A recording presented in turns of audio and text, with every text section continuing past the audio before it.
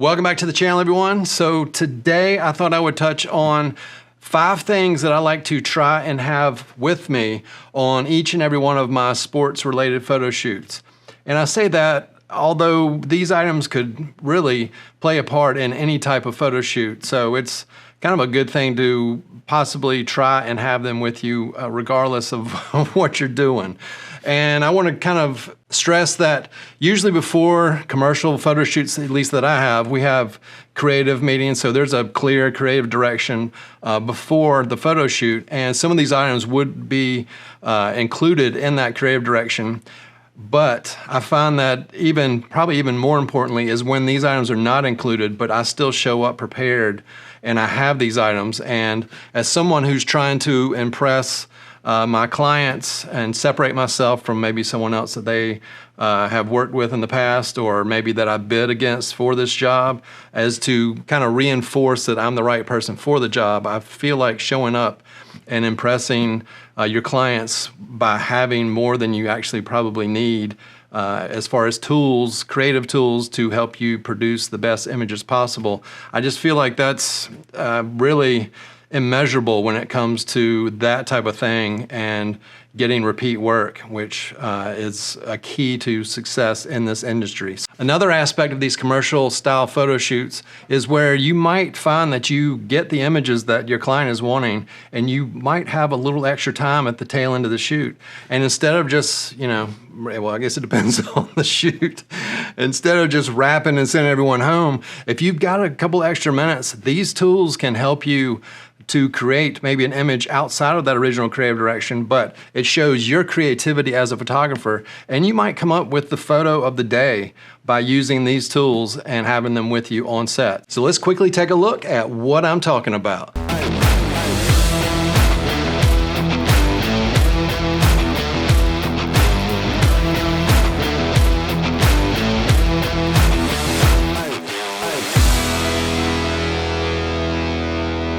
All right, so the first thing I want to say is everything on here that's applicable, we'll have links below in the description so you can go and find some of these items if you're interested.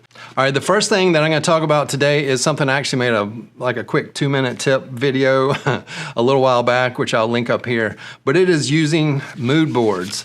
And this is something that I feel like could be the baseline, the foundation of a photo shoot. And it's a great way to start a shoot by showing who you're working with, like your talent in front of the camera, giving them a visual representation of what you're going to want to accomplish visually during your shoot. And as a photographer, I'm more of a visual person, and if you watch this channel, you know I might not be the best with words, so I like to use pictures to translate kind of what it is that we're wanting to accomplish that day. And so I feel like you can show up with mood boards to show your talent, give them a direct representation of what it is that you're wanting to accomplish for the day. And I've got several printouts here that some clients in the past have used. When our talent shows up on set, we can show the guys or girls what we're after visually. And you don't have to go through the effort of printing these out. It's a great thing to kind of have there.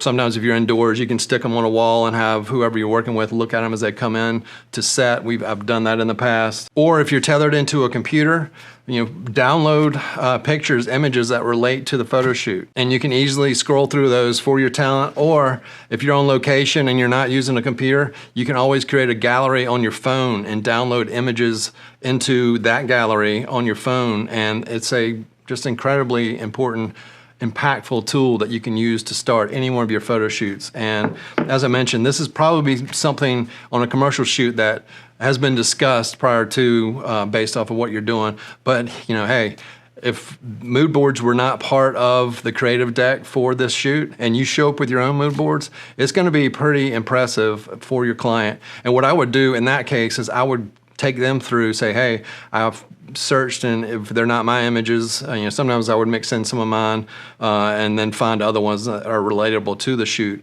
But just say, hey, I took the liberty of downloading some stuff to kind of show who we're working with today, what we're after, and that type of thing. And that will definitely leave a mark with who you're working for. All right, next, I want to talk about spray bottles. There we go. I can get it. It's so wet. But so spray bottles, do not discount these. And unfortunately, I don't have my favorite one here. I think I must have left it on my last photo shoot. It's one of those ones that you pull and it kind of gives that real fine mist, and it continues to go after you pull the trigger. Makes it easy to use instead of these. But you can get away with these little cheap ones. Just set the nozzle to where it's the mist and it's not just shooting water on your talent. Another pro tip here, and having worked with professional athletes, and some of the guys are really not keen on you spraying anything on them. That's one reason I stick with water, so that's kind of part of the tip. But the second tip is to, if you're in a spot where you can get to hot water and you can have warm water in here and not just freezing cold water, that will impress whoever you're working with, and they, I promise you, will appreciate that. And that's another kind of building block to the back and forth that you'll have with that athlete or that talent, and another way to kind of gain their confidence in what you're doing. But so why is this important? Well, what it does is it reflects light. So when you put it on your athlete and you're hitting them with lights and stuff, it gives a nice shine to your athletes, and it also somewhat kind of increases the contrast on like their muscles, so it brings out definition. I like to, when I'm spraying, or I have a assistant spraying down who I'm working with, I just tell them, it's like a month of free workouts, and you can take a couple sample shots and show them the difference between being sprayed down and not being sprayed down, and I guarantee you 9.5 times out of 10 they're going to want to have this on them because it makes them look better.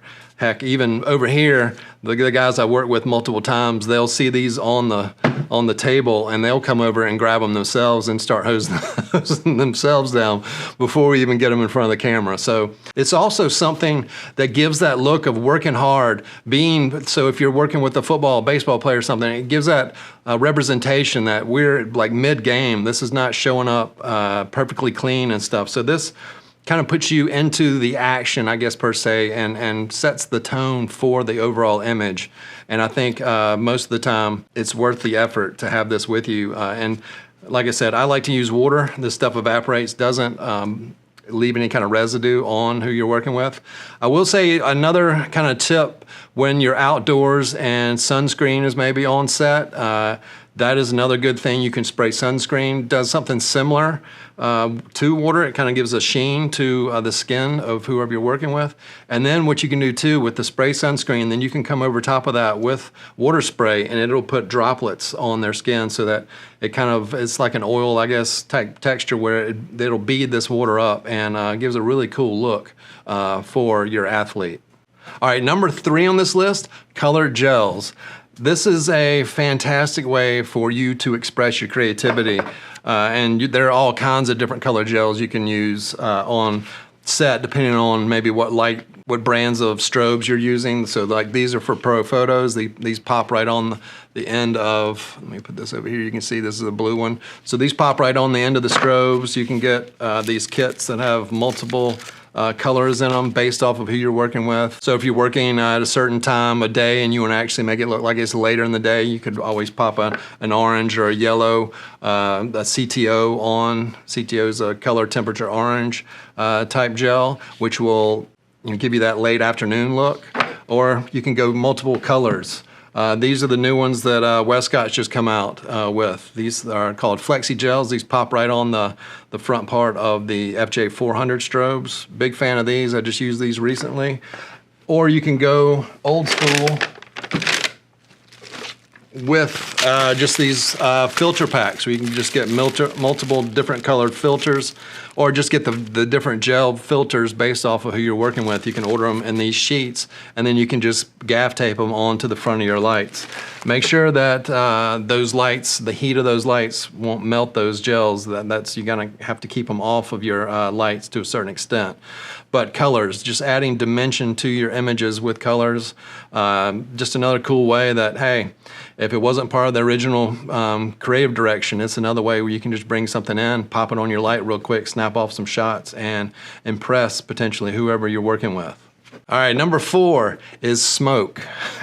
And obviously with the ProLight mods, you've seen me use smoke a good bit on this channel as of late, but there is really not anything better to use to create like atmosphere and to give dimension to your images where you have that atmosphere kind of around. You can use it for lighting effects. You can actually use it in conjunction with your using gels. You can see the light back here. So smoke will pick up the color from your lights if you're using gels. So that's another good example of how certain of these items can mesh together to elevate kind of what you're doing visually. But smoke is just a fantastic element to kind of throw in. You see this in a lot of video shoots and stuff like that where you're just encompassing everything in an environment. And when you can bring in the atmosphere of where you are, it just adds another layer to your images that will, take it to another level. And I hate that I keep saying that, but that's what these tools are meant to do. So don't discount this smoke. And I've got a discount code that I can put in the links below for this particular smoke, which is the easy to use atmosphere aerosol.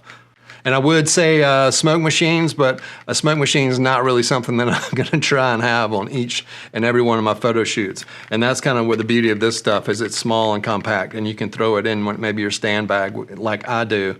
And so then I have it if I need it. And these handles are great too. All right, my last item is probably maybe a little bit obvious to most of you, but it is having reflectors with you. And 2 words for these: hard light. And this is a great tool to use to help build more dimension in your photos. It's something that you might not think of from the onset, where you might be using boxes or octas or beauty dishes or that type of thing. But these can be very powerful tools in the way that you can use them to direct light. You can enhance definition in your subjects, add light accents. It could be a thing where you realize in your setup you're not getting exactly what you want, and one of these could do the trick to just give you a little bit of a accent to a certain part of your image that you were lacking beforehand. And this is one of the ones that comes like with the FJ400. I know the Godox, the AD400s and 600s, they all kind of come with these built-in reflectors, I guess I should say, or how you would call it. But I would probably recommend going out and grabbing like these are very inexpensive, 7-inch style reflectors. These will help you from getting lens flare in your lenses during your photo shoot. And even to top that, I would get one that can take these types of grids, and you can get these at different degrees, so you can have more control of your light. And these just kind of pop in to the fronts of these reflectors, so you can put these in, and these will help prevent any of that kind of lens flare. And sometimes you won't need them at all. And another way that this can kind of mesh with something else we were talking about is with the colored gels. So if you get like a gel kit, or you know what colors you want to have on hand, you can just take these, and this is a terrible job because it looks awful because I pulled it on and put it back just for this video. But this is a red gel that I've got on this reflector. And so what this does is combines the reflector with the gels that I was talking about earlier.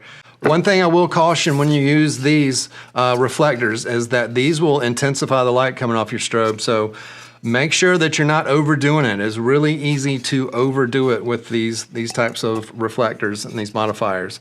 So err on the side of less power than too much power. So if you've already got a strobe set up and you're changing out the modifier and you put this on, dial it down to see how it is, and then maybe dial it up to taste. But it is really easy to kind of over accentuate the highlights in an image, and that might throw your image off in that direction. So just be careful. But super powerful tool. I make sure I have like 2 of these on each one of my photo shoots. All right, so there you have it. 5 things that I like to try and carry with me on each and every one of my sports related photo shoots. So if you found this video helpful, please give me that thumbs up. If you want to see more content just like this in the future, hit that subscribe button down there and the little bell next to it so YouTube will let you know when I'm back on here. You can find me on social media at quantzphoto on Instagram and Twitter. Y'all stay safe and healthy out there, and I will see you in the next one.